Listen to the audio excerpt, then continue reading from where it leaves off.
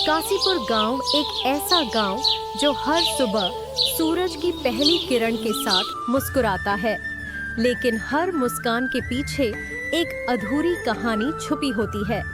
आज मैं आपको उस एक परिवार की कहानी सुनाने जा रहा हूँ, जो हर दिल को छू जाएगी। ये कहानी है ठाकुर रघुवीर सिंह के परिवार की, गांव के सबसे रईस पर सबसे कम बोलने वाले इंसान।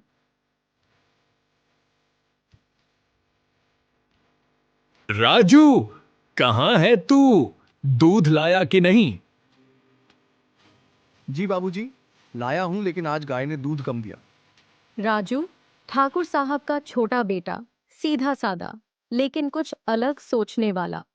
उसे गांव की बंदिशें कभी रास नहीं आई। राजू बेटा, तेरे बाबा तुझसे बहुत उम्मीद रखते हैं। माँ, मैं खेतों में नहीं, किताबों में दुनिया ढूंढना चाहता हूँ। ठाकुर साहब का बड़ा बेटा अर्जुन बिल्कुल अपने पिता की तरह, खेत, जमीन और परंपरा, उसके लिए यही सब कुछ था। बाबूजी, इस बार गेहूं की पैदावार दोगुनी होगी। शाबाश बेटा, तू ही मेरा असली वारिस है। लेकिन कहानी यही खत्म नहीं होती। एक दिन कुछ ऐसा हुआ जिसने पूरे गांव को हिलाकर रख दिया। सुना है ठाकुर साहब के खेत में कोई खजाना मिला है। खजाना नहीं, कोई पुराना रहस्य है जिसकी गूंज आज भी हवेली में सुनाई देती है। और फिर शुरू हुई सच्चाई की तलाश। राजू ने किताबों में जो पढ़ा था वही उसके काम आया। ये तिजोरी, इसके पीछे क्या है? जब तिजोरी खुली तो केवल सोना नहीं, बल्कि एक पुरानी डायरी मिली, ठाकुर साहब के दादा की लिखी हुई। राजू पढ़ते हुए, जिस दिन परिवार एक होकर सच को अपनाएगा, उसी दिन कासीपुर को उसका असली वारिस मिलेगा। और यही बना कहानी का मोड़। जब ठाकुर साहब को एहसास हुआ कि असली वारिस वो नहीं जो जमीन संभाले, बल्कि वो है जो सच और इंसानियत को अपनाए। राजू बेटा, तू ही इस घर की असली रोशनी है। और मैं उसका साथी। भाई होकर गर्व है मुझे। कहानी खत्म नहीं हुई, बल्कि शुरू हुई एक नए सोच की शुरुआत। अब कासीपुर का हर बच्चा सपने देखता है और हर दिल सच्चाई से जीता है। कासीपुर अब बदल चुका था। राजू की सोच ने गांव को नई दिशा दी थी, लेकिन जो डायरी मिली थी उसमें एक और राज छिपा था, एक अधूरा नक्शा, एक अधूरी कहानी। माँ, देखो, ये नक्शा लगता है कुछ और छिपा है हवेली के नीचे। बेटा, कुछ बातें छिपी रहें तो बेहतर होता है। पर राजू ऐसा नहीं था जो अधूरी बातों से संतुष्ट हो जाए। उसने ठान लिया, वो सच जानकर रहेगा।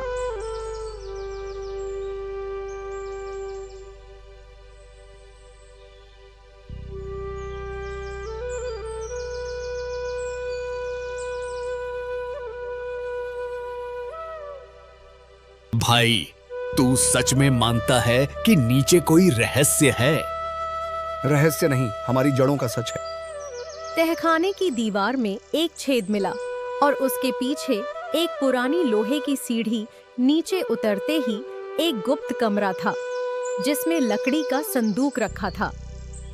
ये क्या, एक तलवार और एक चिट्ठी। चिट्ठी में लिखा था, यह तलवार उस राजपुत्र की है जिसने कासीपुर को दुश्मनों से बचाया था। उसका खून आज भी इस परिवार में बहता है। ठाकुर रघुवीर को दिखाते हैं चिट्ठी। तो हमारे पूर्वज कोई साधारण जमींदार नहीं, योद्धा थे। इस सच ने पूरे गांव की सोच को बदल दिया। अब ठाकुर साहब ने एक ऐलान किया, आज से ये हवेली सबकी है और हर बच्चा जो पढ़ना चाहता है उसके लिए स्कूल बनेगा, राजू गुरुकुल। गांव वाले खुशी से चिल्लाते हैं, जय हो ठाकुर साहब, जय हो राजू बाबू, जय हो ठाकुर साहब, जय हो राजू बाबू, जय हो ठाकुर साहब, जय हो राजू बाबू।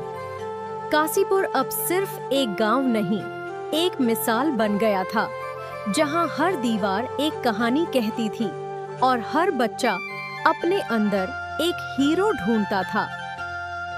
और यूं काशीपुर की दूसरी परत भी खुल गई। लेकिन क्या ये अंत है या फिर कोई और छिपा सच अब भी अंधेरे में है? जब इंसान ऊंचाई पर पहुंचता है तो जमीन उसके नीचे नहीं, परछाइयां उसके पीछे खींचने लगती है। काशीपुर अब एक मिसाल बन चुका था, लेकिन उसकी चमक ने कुछ लालची नजरों को भी खींच लिया था। शहर का दफ्तर एक नेता फोन पर बात करते, काशीपुर की जमीन बहुत कीमती हो गई है और वो स्कूल, उसे तो किसी बहाने से बंद करवा देंगे। राजू को एक सरकारी मीटिंग के लिए शहर बुलाया गया। वो नहीं जानता था कि वहां उसकी सादगी का फायदा उठाने की साजिश हो रही थी। राजू, होशियार रहना। शहर की चमक में अक्सर लोग रास्ता भूल जाते हैं। माँ, मैं काशीपुर को कभी नीचा नहीं होने दूंगा। उधर गांव में नेता के आदमियों ने एक अफवाह फैलाई कि राजू अब शहर का हो गया है, उसे गांव की फिक्र नहीं। अर्जुन गांव के लोगों से बात करते हुए,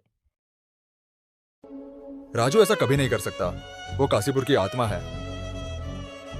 पर उसने हमें कुछ बताया भी नहीं, ना चिट्ठी ना खबर।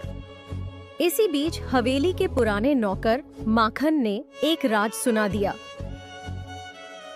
बड़े सरकार, एक बात सालों से छुपाई गई थी। ठाकुर साहब का एक सौतेला भाई था जो जमीन हथियाना चाहता था। उसे जेल भेजा गया था, अब वो बाहर है। उसका नाम था वीरेंद्र और वो अब नेता बन चुका था, वही जिसने राजू को फंसाया। शहर का गेस्ट हाउस राजू को पुलिस गिरफ्तार करती है। आप पर भ्रष्टाचार और जमीन घोटाले का आरोप है। ये झूठ है, मैंने कुछ नहीं किया। अब कहानी वापस लौटती है काशीपुर में। अर्जुन, माँ और गांव वाले सब मिलकर लड़ाई का ऐलान करते हैं। हम चुप नहीं बैठेंगे, ये साजिश है और हम उसका पर्दाफाश करेंगे।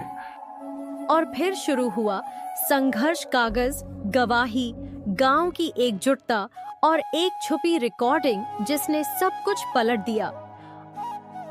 कोर्ट में नेता की सच्चाई उजागर होती है। वीरेंद्र सिंह को साजिश रचने और झूठे आरोप लगाने के जुर्म में 10 साल की सजा दी जाती है। राजू निर्दोष साबित हुआ, लेकिन ये अनुभव उसे बदल चुका था। अब मैं सिर्फ पढ़ाऊंगा नहीं, तैयार करूंगा अगली पीढ़ी को जो किसी भी अन्याय के सामने झुकने न दे। काशीपुर जीत गया, पर इस जीत में एक चेतावनी भी थी कि सच्चाई की राह आसान नहीं, लेकिन जरूर जीतती है।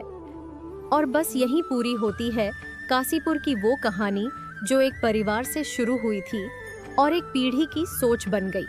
शब्द बदल सकते हैं किस्मत, और एक इंसान पूरे गांव का भाग्य।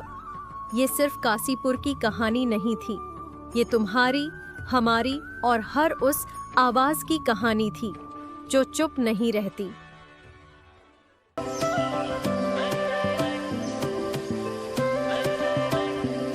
अगर आपको हमारी ये कहानी पसंद आई हो तो इसे लाइक जरूर करें। आपको क्या लगा इस कहानी से, हमें कमेंट करके जरूर बताइए। ऐसी ही और मजेदार और सीख देने वाली कहानियाँ देखने के लिए हमारे चैनल को सब्सक्राइब करें और बेल आइकॉन दबाएं ताकि हमारी अगली कहानी आप सबसे पहले देख सकें।